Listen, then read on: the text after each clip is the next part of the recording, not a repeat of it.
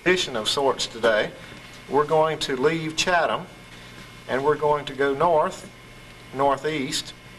One way to explain it would be to say that we need to go up to Gretna and then go east on 40 out to the Route 640 intersection at Mount Airy, and then turn back to the south toward the Banister River, and then we're going to go a little further east back out into an area there where we expect to find a fish weir. I saw this a number of years ago, an Indian fish weir along the river there in a very inaccessible site.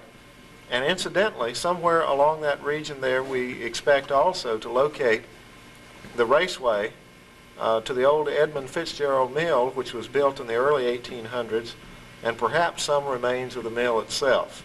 But that's a little bit incidental to the trip, and we may not be fully successful. We'll just see how things happen as we go along.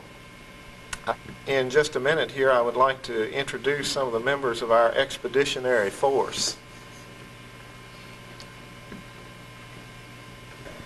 This is the illustrious group that's going to make the charge today out into the thickets. On my far right is Herman Melton, who is an industrial historian. Is that a good name for you, Mr. Melton? Loosely.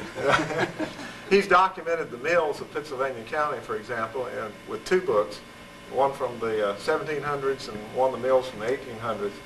And this is one mill that has been difficult to obtain visual documentation of that we're going to look for today. But again, our main objective is the fish weir. And standing immediately to my right here is Bill Hathaway, local naturalist and bon vivant. Is that right? I guess. Okay. We're in an expeditionary force, but we're not going to Somalia. Okay. All right. And then my son David is here. He's going to come along with us to provide moral support and physical strength. And behind the camera, I believe, is that Darrell Wilkerson Jr. back there behind the camera? Okay, the camera is shaking, so that must be him. So you'll get to see us fight our way through the thickets in a few minutes. Now we're right back up in here somewhere, about 1,467 feet from this post.